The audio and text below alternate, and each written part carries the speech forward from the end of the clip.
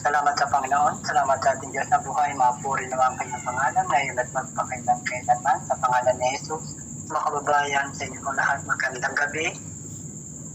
Bawat isa po na may tulungan po tayo ng Diyos na makapaglingkod po tayo sa Kanya. Amen. Na maibahagi po natin ang Kanya po pangalan. Salamat sa Panginoon. Mapuri naman ang kanyang pangalan ngayon at magpakailan-kailanman. Brother Orly. Muli po mga kababayan, mga minamahal, sumainyo po ang kapayapaan ng Panginoon. Kami po muli narito upang patuloy na maglingkod sa Diyos at magpapahayag ng kanyang banal na salita. Nawa po isamahan niyo po kami at naway gabayan tayo ng Diyos sa ating pagbubulay-bulay ng kanyang mga banal na salita. So muli po mga minamahal, mga kababayan, tayo po ay patuloy na makinig ng banal na salita. Sa aming pong pagpapahayag na ito ay aming pong ipinapahayag ito ng walang bayad, libre po, sapagkat yan po ay sinabi ng ating Panginoon Kristo sa Mateo 10 talatang 8 na magsipangaral kayo, tinanggap ninyo walang bayad, ibigay ninyo walang bayad. Kaya po ang pagpapahayag ng salita ng Diyos, ang pangangaral ng kanyang banal na salita ay wala pong bayad mga kababayan. Napakaganda po kung ang pagpapalagana po ng salita po ng Diyos. Ito po ay walang kapalit na naman kundi ito po ay ibigay po ng walang bayad. Opo. Kaya napakahalaga po na maipalagana po yung mabuting balita. Dito nga po sa aklat po ng Kawikaan, Kabanatang 9, talatang 10, ang sabi po rito, ang pagkatakot sa Panginoon ay pasimula ng karunungan at ang pagkakilala sa banal ay kaunawaan. Dito po ay napakalinaw po. Opo. Yung pagkatakot sa Panginoon, pag may takot po yung takot sa Panginoon, ay pasimula ng karunungan. Opo. Pero pag walang takot po yung tao sa Panginoon, wala po siyang karunungan. Kaya po, yung iba po ay napapahamak po kasi wala nga po takot sa Panginoon. At ang sabi, ang pagkakilala sa banal ay kaunawaan. Kaya po tayo po, ang tao po ay naway magkaroon po ng takot sa Panginoon. At yan po ay pasimula po ng karunungan. Napakaganda po na tayo po magkaroon ng karunungan na galing po sa Panginoon. Amen. Salamat sa Panginoon. Sabi nga po rito sa talatang 11, sapagkat sa pamamagitan ko ay dadami ang iyong mga kaarawan at ang mga taon ng iyong buhay ay magsisita. Ito po yung pangako pangako kapag ang tao po may takot sa Panginoon. Magkakaroon po siya ng karunungan at magkakaroon po siya ng kaunawaan. At ano pa po? Ang sabi, dadami ang iyong mga kaarawan at ang mga taon ng iyong buhay ay magsisita. Naway ang tao po ay magkaroon po ng takot sa Panginoon. Sapagkat, Brother Orly, napakarami na po na mga tao po wala na po takot sa Panginoon. Talagang pasama na po ng pasama. Kasama na po ng pasama yung marami po mga tao na talagang kumbaga sa nagaganap na po yung nakalagay po sa Mateo na talagang yung kahirapan po talagang sasagana po. Ang pag-ibig ng marami ang sabi lalamig. Dahil sa pagsagana ng katampalasanan, ang pag-ibig ng marami ay lalamig. Kaya habang may panahon, habang may pagkakataon, ginawa po yung tao po ay manumbalik na po sa Panginoon. Yung tao po ay magbago, magsisisi. At tumalikod na po sa masama. Kaya salamat sa Panginoon. Mapuri nawa ang kanyang pangalan. Ngayon at magpakailan-kailanman. Brother Orly, kayo po. Muli nga po mga kababayan, mga minamahal, muli po naming pinapaalala sa inyo, kami po ay kabahagi ng Church of Jesus Christ, the Lord and Savior.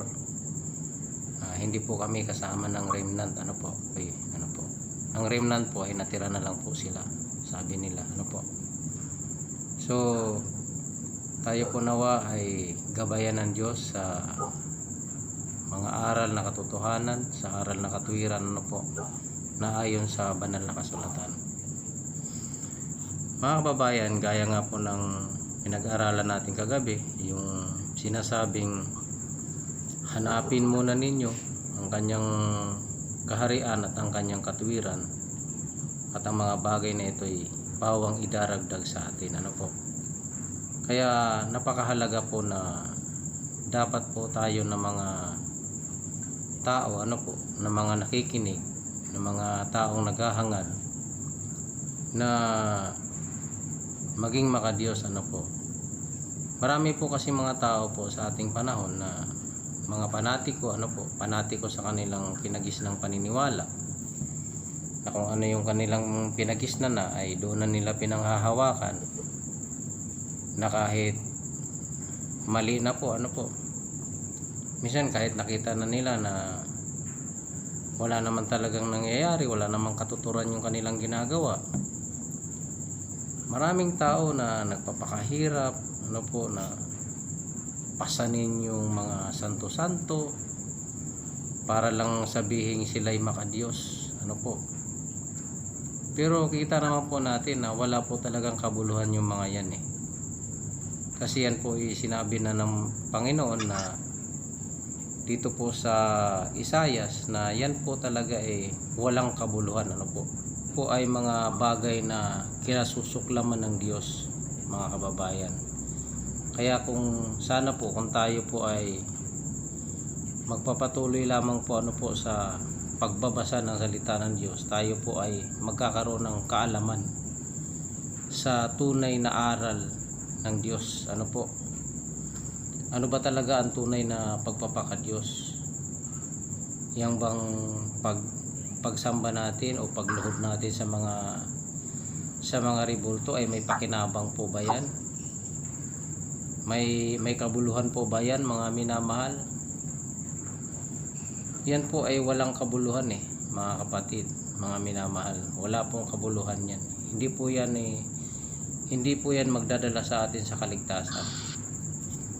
Kasi nga po, sabi nga po rito sa Isayas 44:9, walang kwentang tao ang mga gumagawa ng rebulto, at walang kabuluhan ang mga Diyos-Diyosang kanilang pinahalagahan. Mga bulag at hangal ang sumasamba sa mga ito, kaya sila'y mapapahiya.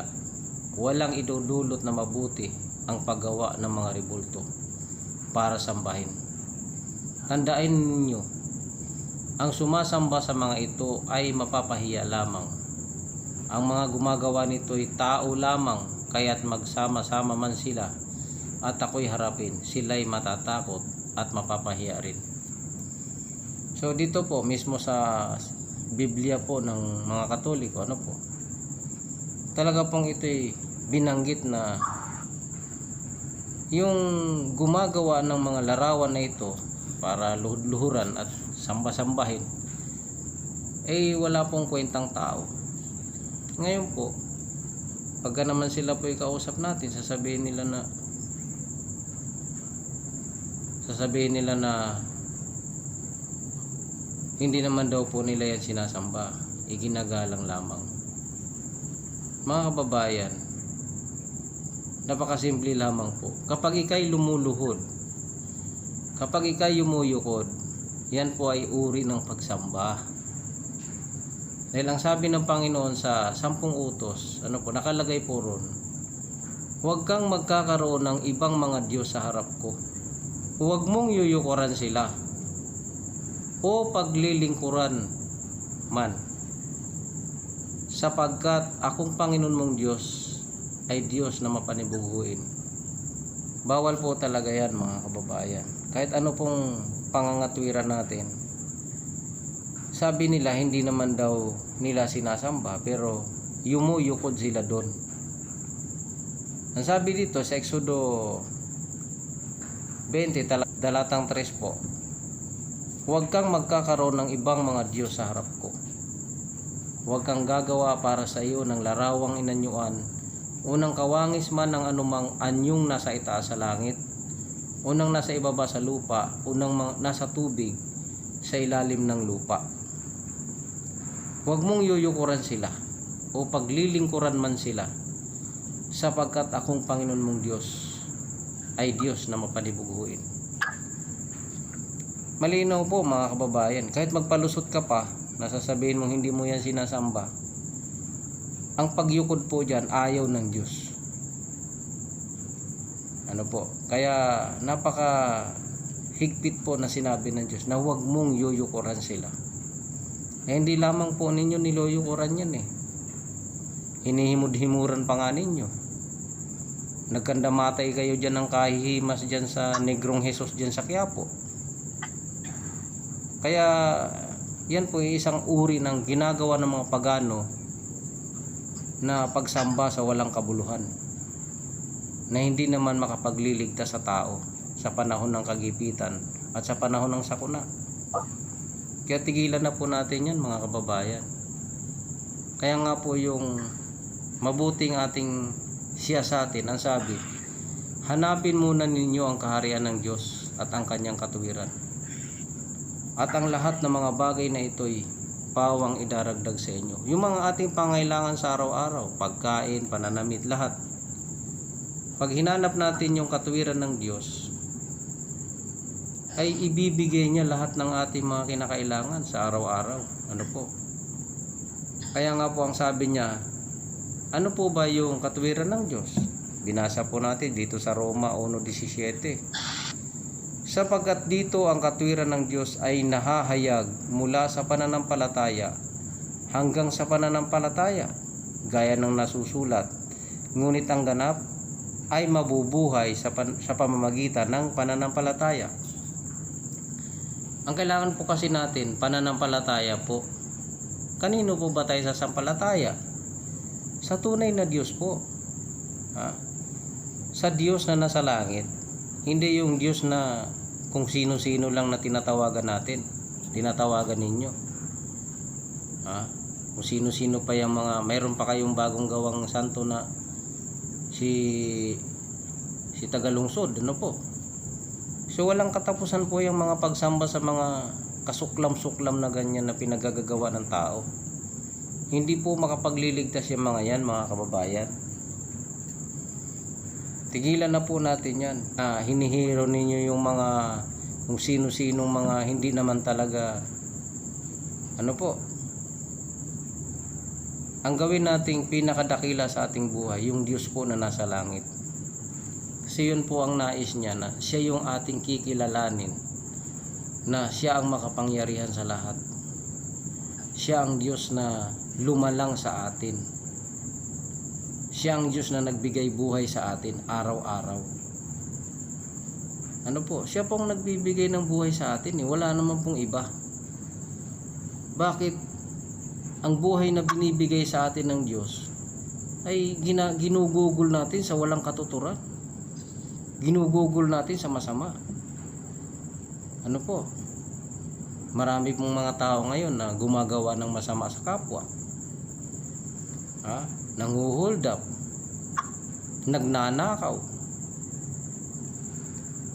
Wala na bang, hindi po ba natin naisip, tayo naman po may katapusan ang buhay natin sa mundo? Ano po? So ano pong kabuluhan ng buhay kung tayo ay wala kay Kristo? Kaya dapat po tanib kay Kristo, tayo sumama kay Kristo, tayo'y manatili kay Kristo. Kasi sabi niya, kung tayo hiwalay sa Kanya, wala po tayong magagawa. Kaya nga po, pag inudyukan tayo ng masama, na gumawa ng masama, susunod na lang po tayo. Wala tayong magagawa pag hiwalay tayo kay Kristo. Magiging sunod-sunuran tayo sa paggawa ng masama, sa inuudyok ng dyablo. Ano po? Kaya, mga kababayan, himok po namin patuloy na tayo po ay patuloy na magbulay-bulay ng salita ng Diyos. Tayo magbasa ng salita ng Diyos. Huwag po kayo maniniwala dyan kagaya na sinasabi nitong karamihan nitong, lalo na itong dati po, yung ako'y nagbabasa ng Bible, itong mga saday-saday daw sila, saday-saday. Umiiyak ako dahil humihingi ako ng sorry sa Panginoon. Sinasabihan ako, sira ulo daw ako. Nakakasira ulo ng ulo yung pagbabasa ng Bible. Yan po'y kalokohan mga kababayan. Kasinungalingan po yan. Hindi po nakakasira ng ulo ang pagbabasa ng Biblia. Alam niyo po ba kung anong nakakasira ng ulo at ng pag-unawa? Yung pong kayabangan. Marami po kasing tao nagbabasa ng Biblia. Kung ano yung nabasa niya, nakabasa lang siya ng Biblia, gusto na niya makipag-ngak-ngakan, makikipagdebate na dahil mayroon na siyang alam. Hindi po ganyan ang pamumuhay na gusto mo na dapat maabot ng tao pag siya ay nagbabasa ng salita ng Diyos. Dahil imbis na lalago sa katotohanan, lalago sa katwiran. Kaya nga po binasa ng ating kapatid kanina sa Kawikaan, yung bunga ng kapakumbabaan ay kaunawaan. Ano po? Mahalaga po yan. Kapag ang tao ay nagbabasa ng salita ng Diyos, kailangan po ng kapakumbabaan yan. Hindi po kailangan ng pagalingan. Pagalingan sa pagkikipagdebate. Pasikatan. Hindi po pasikatan ang salita ng Diyos. Ano po? Hindi po pasikatan dito. Dito po ay iiral ang kapakumbabaan. Ano po? Dahil pag ikay mapagpakumbaba, ang sabi nga kanina sa binasa natin, sa Kawikaan 9:10, sa unahan ng karunungan at ng pag-unawa ay ang pagpapakumbaba. Ano po? Yan po ang mahalaga sa lahat, mga kababayan. O God bless po sa inyong lahat. Brother Ray? O nga po, napakalaga nga po na tayo po ay meron po tayong takot sa Panginoon. Ano po? Pagkat yung pagkatakot sa Panginoon pasimula ng karunungan. Po. Kaya yung nga pong iba po kasi sinasamba po nila, hindi na po yung dapat sambahin na arman na nasa langit. Dito po sa aklat po, sa Bagong Tipan, sa aklat po ni Juan, Kabanatang 4, Brother Orly, yun pong lahat ng mga nanonood nakikinig po. Napakalaga po na malaman po natin na tayo po ba'y sumasamba talaga dun sa tunay na Diyos o sumasamba tayo sa mga ibang mga Diyos. Ano po? Kaya dito po sa aklat po ng Bagong Tipan, aklat ni Juan, Kabanatang 4, talatang 11, patuloy po ang sabi po rito, Opo. sinabi sa kanya ng babae, Ginoo, napaghahalata kung ikaw ay isang propeta. Ito po ay meron pong kaharap po ng ating Jesucristo na isang babae. Sabi ng babae, tinawag po siyang Ginoo. Ano po? Napaghahalata kung ikaw ay isang propeta. Meron naman Ginoong Maria, meron naman pong gano'n. Ano po, Brother Orly? Opo. Yung babae, Ginoo. Apo, dito ang tinawag po ng babae, ating Jesucristo, Ginoo. Opo. Sir, sabi. Ang sabi ng babae, nagsisambang aming mga magulang sa bundok na ito at sinasabi ninyo na sa Jerusalem ang siyanda akong kinakailangan pagsambahan ng mga tao. Tuloy ko po. Kaya dito po, Brother Orly, mapapansin po natin, ito po yung pagsamba. Yung pagsamba po ng tao, dapat marami po kasi sumasamba ngayon na iba po maraming dumadalo, marami pong talagang sila po ay sumasamba. Ang sabi nga talagang sila'y maligaya, sila'y masaya.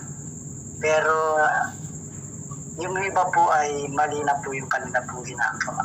Kapagkat ang sabi po rito, sinasamba ninyo ang hindi nyo nalalaman. Sinasamba namin ang nalalaman namin. Kapagkat ang kaligtasan ay nanggagaling sa mga Hudyo. Dito po sa talatang 22 po ng aklat po ni Juan, Kabanatang 4, tuloy po, 23. Dapat dumarating ang oras at ngayon nga nasasambay na mga tunay na mananamba ang Ama sa Espiritu at katotohanan. Sapagkat hinahanap ng Ama ang mga gayong na maging mananamba sa Kanya. Ano po, hinahanap ng Ama yung mananamba sa Kanya, nasasambahin siya sa Espiritu at katotohanan. Hindi Amen. po sa mga rebulto po, hindi po sa mga larawan. Na Opo. po wala akong nakaharap. Kailangan ng pagsamba sa Ama ay Espiritu at katotohanan. Ngunit ang Diyos ay Espiritu at ang mga sa Kanya'y nagsisamba ay kinakailangan magsisamba sa Espiritu at sa katotohanan. Kinakailangan, Brother Orly, mga kababayan, Opo. nasasambay yung Ama sa yung katotohanan. At yung Diyos po, yung Ama ay Espiritu, hindi po nakikita. Opo. Paano mong magagawa ng larawan yung Espiritu, di ba, Brother Orly? Hindi mo naman nakikita paano Ginawan po nila Brad ng ginawan po nila ng ginawa naman po nila Brad yung espiritu. Ginawan po nila ng larawan, kalapati po, kalapati. yung Espiritu. Oh, ginawa po Hindi nila. Hindi po nakikita yung Espiritu, Brother Orly. Kahit sino po, kahit na gamitan mo po siya ng telescope o anong pang magnifying glass, hindi mo makikita yung Espiritu. Espiritu nga yun eh. Opo. Paano yun? Kaya napakahirap po yung gano'n na. Kaya lang po, ginawa po nila ng paraan Brad. Gumawa po sila ng kalapati. Yun daw po yun. Nga po eh.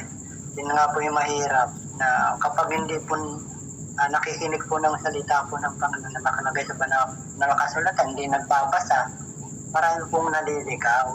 Opo. Yung mga nagbabasa nga po iba po na nagkakamali pa po dun sa binabasa. Lalo na po hindi nagbabasa, hindi nakikinig. Lalo magkakamali po yun. Opo. Yung nagbabasa na nga, nakikinig na, nagkakamali pa.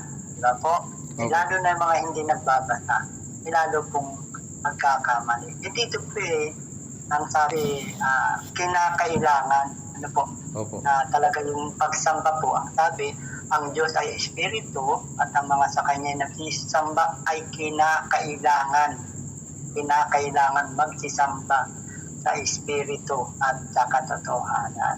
Kaya marami po mga tao na mali po yung kanilang ginagawa. O ano po yung nila po mga binibit-bit na mga rebulto, tapos binebenta, binebenta po nila, negosyo na po eh. O ano po yung mga rebulto pinagbebenta po nila, wala rin po mangyaring maganda, kundi puro kasamaan na lang po na nagaganap po. Kaya naway ang tao po ay kumbaga sana'y magbago na po, magpakumbaba. Napakaganda po na magpakumbaba po yung tao. Magpasakop po sa ito. Brother Orly, kayo po. Yun nga po Brad. Sabi dito sa 24 ng Juan, Kapitulo 4, ano po? Ang sabi rito, ang Diyos ay Espiritu at ang mga sa Kanya'y nagsisisamba ay kinakailangang magsisamba sa Espiritu at sa katotohanan. Marami naman pong sumasamba Brad eh. Hindi katotohanan ng aral, kasi nungalingan po yung mga aral. So hindi rin pala tunay na pagsamba yun. Kasi kailangan, kung sumamba ka sa Diyos na siyang Espiritu, ay kailangan kang sumamba sa pamamagitan sa Kanyang Espiritu at sa katotohanan. Kailangan din pala katotohanan eh. Ano po? Opo, tama po. Pag ang aral ay kasinungalingan, hindi po pala tunay na pagsamba yun, Brad. Oo nga po, hindi po. Parang, Mali na po yun. Nalilihis na po yun. Opo. Lihis na po. Kaya malinaw po dito na ang pagsamba ay sa espiritu at katotohanan, hindi sa kasinungalingan. Ano po? So kahit sabihin mo na wala kang rebulto, pag ang aral mo pala ay kasinungalingan, hindi pa rin po pala tunay na pagsamba yun sa Diyos. Kasi ang kailangan na sumamba sa Diyos sa espiritu at sa katotohanan, yan po. Kung sasamba ka sa Diyos sa espiritu, ay sumamba ka sa pamamagitan ng katotohanan. Sino ba yung katotohanan? Ang sabi ng Panginoon Kristo, ako ang daan, ang katotohanan at ang buhay.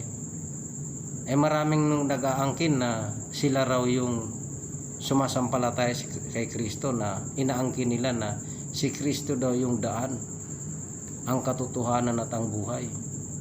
Pero yung aral ni Kristo, hindi naman sinusunod. Marami dyan nagtuturo, nangangaral, pastora. Ha? Tumatayo sa pulpito, si pastora. Yan. Alam nyo po bang yan hindi katanggap-tanggap sa Diyos? Tapos sasabihin ninyo, dinidiscriminate yung mga babae. Hindi po. Pag-aral ng Diyos, tanggapin po ninyo. Tanggapin po natin. Bawal po kasi talaga. Bakit po? Anong dahilan? Bakit bawal? Bakit bawal na ang babae ay mamuno sa iglesia? Dahil ba sabi nung kwento ng ibang mga pastor kasi Brad, ang mga babae sa Corinto, mga madadaldal. Sa Pilipinas pa, hindi chismosa, mga babae karamihan. Hindi naman po lahat. Ha? Parang nagbibintang lang po kayo na ang taga-Corinto lang ng mga babae ang mga madadaldal. Ano po? Para lang makapagpalusot kayo sa sarili ninyong mga aral na kalukuhan. Isipin nyo, dahil nagbibigay lugod kayo sa tao. Kasi nga naman, kung pagbabawalan ninyo ang pagpapastora, yung asawa ninyo sadsad ang buhok tapos nagtuturo sa pulpito. Ikaw pastor, ang asawa mo para magbigyan mo ng lugod, pwede bahan ako naman muna magsalita, marunong naman ako mag-preach. Di ba? So ganun ang nangyayari. Nagbibigay lugod sa kanyang asawa. Kaya ang nangyayari, hindi na bawal ang pastora. Kasi nga pinangunahan ng asawa mo, paano nga yung ibang mga kasister na gusto rin magpastora? Ang tanong, nais ba ng Diyos na ang babae mamuno sa iglesia? Ha? Basahin po natin dito mga kapatid sa Timoteo, dito sa unang Timoteo kapitulo 2, sa talatang 11. Ayan. Kasi pinagbibintangan ninyo, kayong mga nagtuturo ng pagpapastora, pinagbibintangan ninyo itong aral ni Apostol Pablo na kaya niya ipinagbabawal na magsalita doon ng mga babae kasi mga madadaldal. Ayan. Mga palusot ninyo. Pera kasi. Alam na po natin yan. Kaya nga nagsisipagbundatan kayo, nagsiyaman kayo, nagpapatayo kayo ng maraming mga building, mga mansion, nagtatayo, namili ng mga lote, dahil hindi naman talaga kay Kristo yung ginagawa ninyo, para sa sarili ninyong tiyan, pagpapakabundat sa inyong sarili, kaya kayo ganyan. Magsisi po kayo. Ganito po yung sinasabi ni Apostol Pablo, sa unang Timoteo 2, talatang 11. Ang babae, kasarian ito. Ang babae, pag sinabing ang babae, isa lang tong kasarian, babae. Ay ang babae mag-aral na tumahimik, na may buong pagkapasakop. Yan. Pag sinabi bang mag-aral na manahimik, na may buong pagkapasakop, kalahati lang ba yun? Pwede ba yung kalahati? Buo buong pagpapasakop na pananahimik. Yan. Tapos sasabihin ninyo, Brad, sa bahay lang yan. Sa asawa, bawal magsalita. Bawal kang magsalita sa bahay? Yung lalaki lang magsasalita? Anong gagawin mo? Hindi mo tatawagin yung anak mo? Hindi ka magsasalita sa anak mo dahil nandun yung lalaki? Nako naman, mga palusot ninyo. Mga palusot nyo yan. Para lang mailigaw ninyo, mga miyembro ninyo, yung mga nagpapauto sa inyong mga kalukuhang aral. Ayan. Dito sa talatang 12. Ngunit hindi ko ipinahihintulot na ang babae ay magturo ni magkaroon ng pamumuno sa lalaki, kundi tumahimik. Ayan. Sa lalaki, bawal kang magturo sa lalaki. Sa church, nagpipreach ka doon.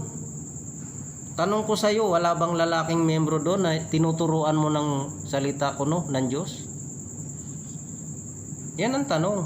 Wala bang lalaking nakaupo doon? Na ikaw yung nagpipreach sa harap ng pulpito, doon sa pulpito?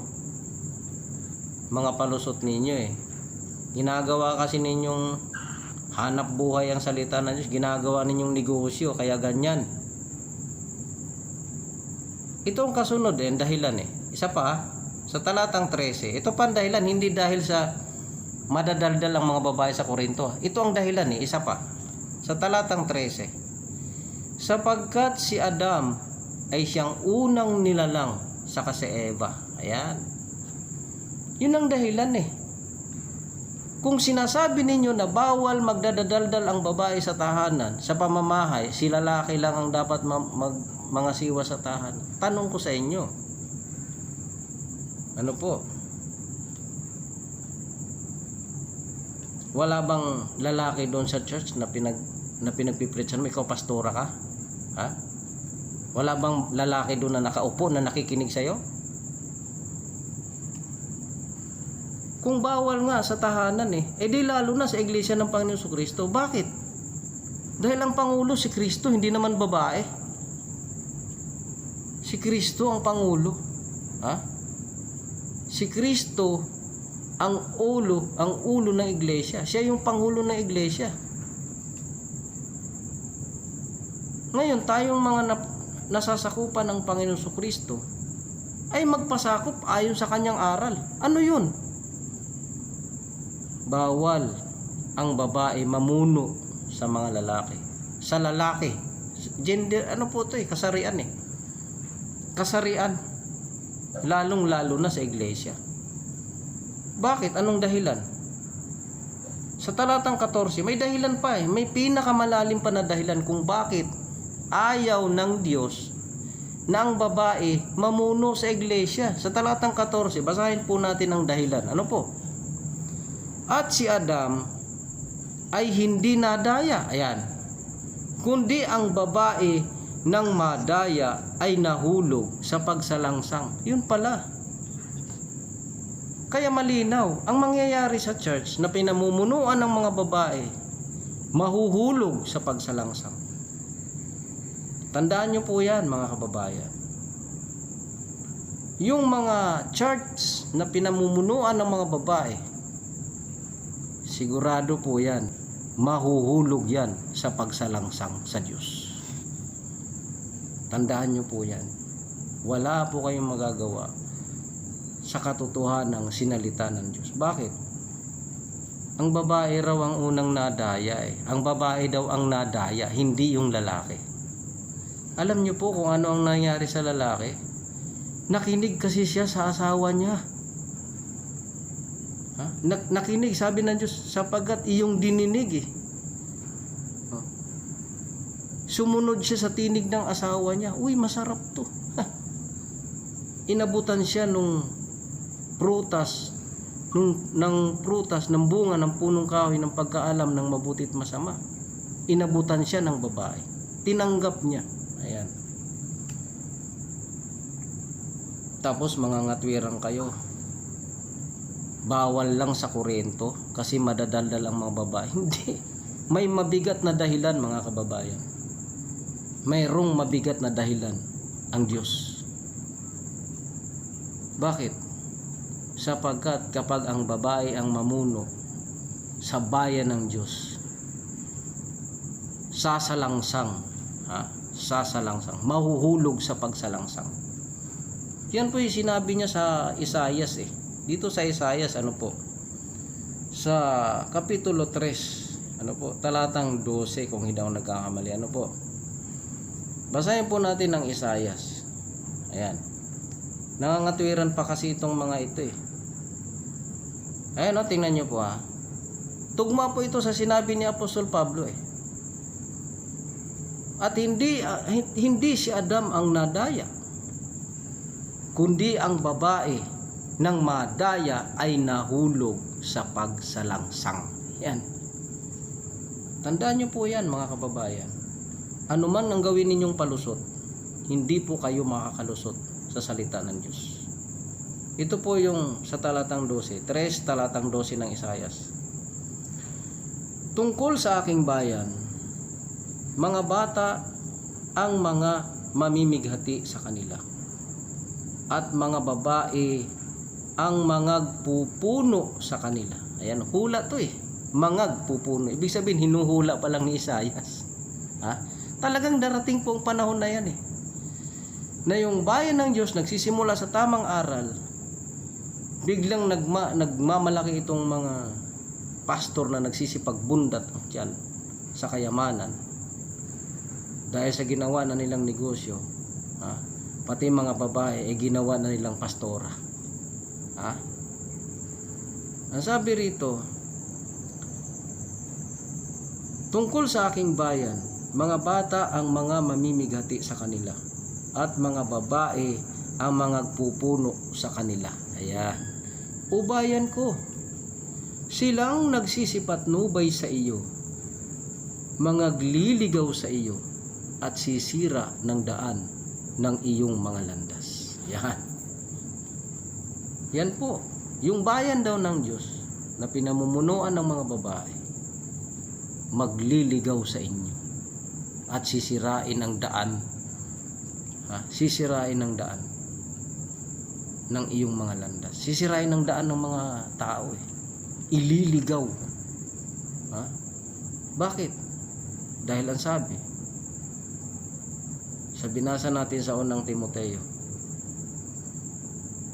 at hindi si Adam ang nadaya, kundi ang babae ng madaya ay nahulog sa pagsalangsang. Tandaan nyo po yan. Kayong mga nag-church na pinamumunuan ng mga babae, dahil ginawa na ninyong gatasan ang mga miyembro ninyo, ginawa na ninyong pagpapabundat sa inyong mga tiyan, sa kasakiman ninyo, ginamit na ninyo para sa inyong mga sarili, para mapagkakakitaan ang salita ng Diyos. Kaya kahit mga babae, ginagawa ninyong namumuno sa iglesia, ginagawa ninyong tumatayo sa pulpito para lang kumita kayo. Hindi talaga para sa Diyos ang ginagawa ninyo, kundi para sa sarili ninyo. Sabi sa Roma 16:17 hanggang 18, hindi sila nagsisipaglingkod sa Kristong Panginoon, kundi sa kanilang sariling tiyan. Ayan. Kaya magsisi po tayo mga kababayan. Kaya maraming salot po talaga na nangyayari sa ating buhay. Bakit? Meron nga tayong kinikilalang Christian, born again, na mga church na hindi kuno sila sumasamba sa mga ganito, sa mga rebulto. Pero ang aral po, laban pa rin kay Kristo. Laban kay Kristo ang aral. Ang sabi sa binasa nga ng ating kapatid sa Juan 4, ang pagsamba sa Diyos ay sasambahin siya sa espiritu at katotohanan. So, pag sumamba ka, pati ang aral mong dala, katotohanan, hindi kasinungalingan. Dahil pag ang dala mong aral ay kasinungalingan, hindi yun pagsamba sa Diyos. Hindi yun pagsamba sa Diyos sa espiritu at katotohanan. Dahil ang pagsamba sa Diyos ay sa pamamagitan ng katotohanan. Yan po, mga kababayan. Brother Ray? Apo, yun nga po dapat katotohanan. Doon po sa aklat po ng ikalawang 1, Brother Orly. Sige po. Ikalawang 1 po. Kabanatang 1, talatang 1 patuloy po. Basahin ko na po, no? Sige po. Ang matanda sa hirang naginang at sa kanyang mga anak na aking iniibig sa katotohanan, at hindi lamang ako kundi pati ng lahat ng mga makakakilala ng katotohanan. Yan. Alang-alang sa katotohanan na nananahan sa atin at sa atin magpakailanman. Sumaatin nawa ang biyaya, awa at kapayapaan mula sa Diyos Ama at kay Jesucristo, anak ng Ama, sa katotohanan at sa pag-ibig. Ako'y lubang nagagalak na aking nasumpungan ang ilan sa inyong mga anak na nagsisilakad sa katotohanan ayon sa ating Amen. tinanggap na utos ng Ama. Ngayon, ipinamamanik ko sa iyo, Ginang, na hindi waring sinusulatan kita ng isang bagong utos, kundi niyaong ating tinanggap ng pasimula na tayo'y mga ibigan sa isa't isa. At ito ang pag-ibig, na tayo'y mga silakad ayon sa kanya mga utos. Ito ang utos na tayo'y magsilakad sa kanya, gaya ng inyong narinig ng pasimula. Amen. Sapagkat maraming magdaraya na nangagsilitaw sa sanglibutan, sa mga ang mga hindi nagpapahayag na si Jesucristo ay napariritong nasa laman. Ito ang magdaraya at ang Antikristo. Mga ingat kayo sa inyong sarili upang huwag niyong iwala ang mga bagay na aming pinagpagalan, kundi upang tanggapin ninyo ang isang lubos na kagantihan. Ang sino mang Orly, Opo. mga kababayan, mga minamahal. Ang sabi po rito sa talatang 9, ang sino mang nagpapatuloy at hindi nananahan sa aral ni Kristo ay hindi kinaroroonan ng Diyos. Ang nananahan na aral ay kinaroroonan ng Ama at gayon din ng Anak. Amen. Kung sa inyo'y dumating ang sino man at hindi dala ang aral na ito, ay huwag niyong tanggapin sa inyong bahay, huwag niyo siyang batiin, sapagkat ang bumabati sa kanya ay nararamay sa kanyang masasamang gawa. Tingin niyo po, Brother Orly, masasamang gawa. Yung ano po, yung mga hindi nananahan sa aral ni Kristo. Amen. Masasamang gawa po yun eh. Kaya dito po mapapansin niyo, puro katotohanan po ito na binabanggit po eh. Opo, Kaya- ulit pong katotohanan niya. Katotohanan po itong sinasabi po rito. Opo. Di ba po? Kaya dapat po malaman po natin talaga yung katotohanan. Sabi nga po sa aklat po ni Juan, yung katotohanan ang magpapalaya sa inyo. Di ba po? No? Opo. Saka yung tunay na mga alagad, dapat andun po sa nananatili na po, dun sa salita, dun sa aral po ng ating Tanay Espiritu. Kaya dapat po maingat po talaga eh. Kailangan maingat, magsuri, magbasa, makinig po. Suriin po natin. Pagkat pag nagkamali na po tayo, sabi nga po ni Pablo kay Timoteo, di ba po? Ingatan mo ang iyong sarili at ang iyong turo. Di ba po? Amen. Yung sarili, pati turo. Bakit po? Sapagkat ang ililigtas mo, ang iyong sarili, pati ang mga nakikinig sa iyo. Ano niyo po, no? Pinagpilinan, pinaalalahanan po. Sarili muna. Ingatan mo yung sarili mo. Tapos yung turo mo, ingatan mo. Opo. Sapagkat ang ililigtas mo dyan, yung sarili mo, pati yung mga nakikinig sa iyo. Damay-damay po yan. Pag mali, damay-damay. Opo. Di ba po? Opo. Kaya napakahirap po ng ganyan eh. Na marami na po talaga na mangdaraya ang sabi. Opo. Naway mahabag po na mahabagan Diyos sa marami po mga tao.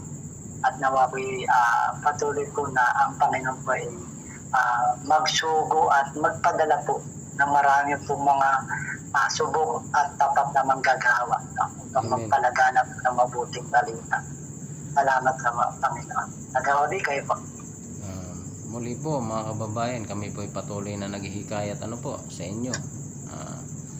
Nawa po, kung ano po yung nasusulat, tanggapin po natin. Kung ano po yung katotohanan, yan po ang tanggapin natin. Hindi po yung pag nabasa mo, laban sa aral mo, mga ngatwirang ka, hahanap ka ng butas para lang lumusot. Hindi naman po kayo makalusot sa salita ng Diyos eh. Dahil sigurado po, lahat tayo ay talagang susulitin ng Diyos. Alam niyo po ba ang kalaki? Kaya nga, alam naman po nito ng maraming pastor na yung salita ng Diyos ay gaya ng tabak, na magkabilay talim, na tumatagos sa kasukasuan, sa Hebreo po yun, sa Hebreo 4, kung nagkakamali. Dito po, basahin nga po natin yun. Sapagkat dito po sa 4:12 ng Hebreo, sapagkat ang salita ng Diyos ay buhay at mabisa at matalas kaysa alinmang tabak na may dalawang talim at bumabaon hanggang sa paghihiwalay ng kaluluwa at espiritu, ng mga kasukasuan at ng utak at madaling kumilala ng mga pag-iisip at mga haka ng puso. Kahit ano pong palusot natin dyan wala po tayong lusot. Alam po ng Diyos yung puso natin. Magsinungaling man kayo sa tao, magpalusot man kayo sa harap ng tao, sa Diyos hindi po tayo makakalusot. Alam ng Diyos yung puso natin kung nanluloko lang tayo Marami kasing pastor wala talagang malasakit. Ang pinagmamalasakitan nila yung sarili nilang tiyan, yung kanilang pakinabang. Nag-aral sa Bible School, gumugol ng panahon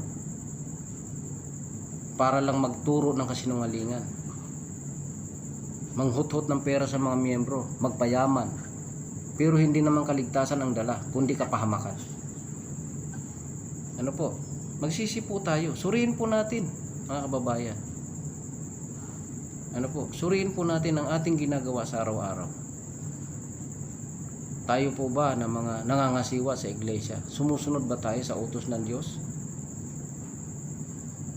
Ano po? So kagaya nga po niyan, nangangatwiran tayo. Bawal na nga na sinabi, wag magsalita. Magsitahimik na may buo.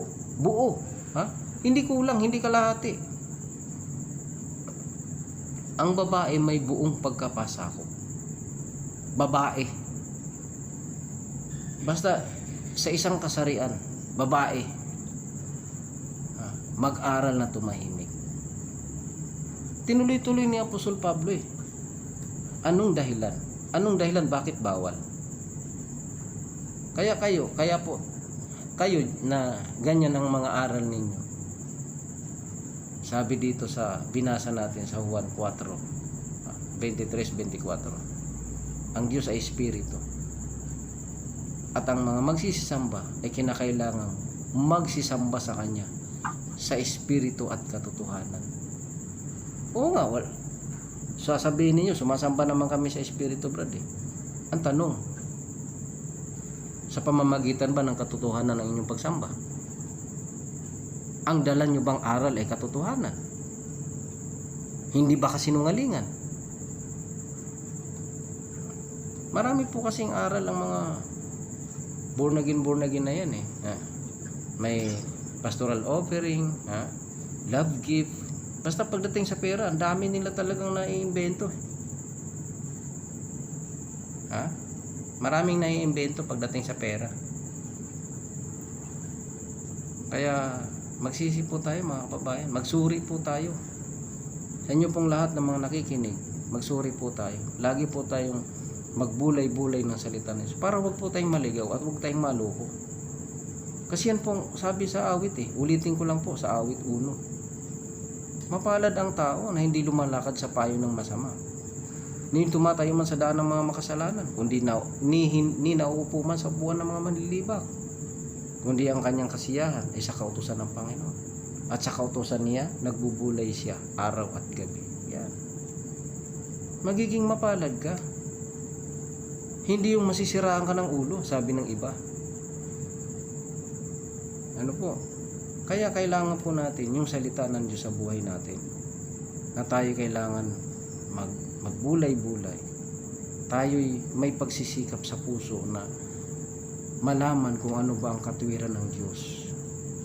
Ang katwiran ng Diyos ay sa pananampalataya. Ano po? At kapag nahanap mo yung katwiran ng Diyos, masusumpungan mo yung kaharian ng Diyos. Bakit? Dahil ang kaharian ng Diyos, sabi sa Pedro, sa unang Pedro nakalagay, tayo ginawang kaharian ng pagkasaserdote. So pag naging lingkod ka ng Diyos, magiging kaharian ka ng Diyos Ano po? Kaya tayo po, mga kababayan, patuloy na nawa makinig at nawa po buksan ng Diyos ang ating mga puso at isipan sa katotohanan. upang tayo po ay magkaroon ng unawa at kaalaman sa kanyang salita. God bless you po sa inyong lahat. Brother Ray? Opo, sabi nga po rito sa unang Timoteo, kabanatang 4, talatang 16, sabi po rito, mag-ingat ka sa iyong sarili at sa iyong turo. Manatili ka sa mga bagay nito sapagkat kapag gawa nito ay ang iyong sarili ang ililigtas mo pati na ang mga nagsisipakinig sa iyo. Dito po, paalala po ito, mag-ingat. Kaya po, dapat maingat po Ingat sa sarili pati sa turo. Ano po ba, Brother Orly, mga kababayan, mga minamahal? Kung di po tayo mag-iingat, di po tayo magbabantay, hindi po tayo magsusuri, hindi po natin aalamin yung mga napapakinggan po natin, mga nagtuturo po. Hindi po tayo makakarating po sa pagkaalam po ng katotohanan. Kaya dito nga po napakahalaga po na pag-iingat po. At dito sa talatang 12 po, Brother Orly, kabanatang 4 ng unang Timoteo, sabi po rito ni Pablo kay Timoteo, huwag hamakin ng sino man ng iyong kabataan, kundi ikaw ay mag-iuliran ng mga nagsisampalataya sa pananalita, sa pamumuhay, sa pag-ibig, sa pananampalataya, sa kalinitan.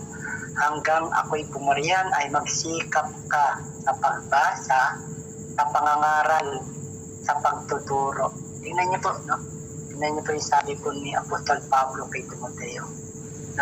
Magsikap, saan? Sa pagbasa, sa pangangaral, sa pagtuturo.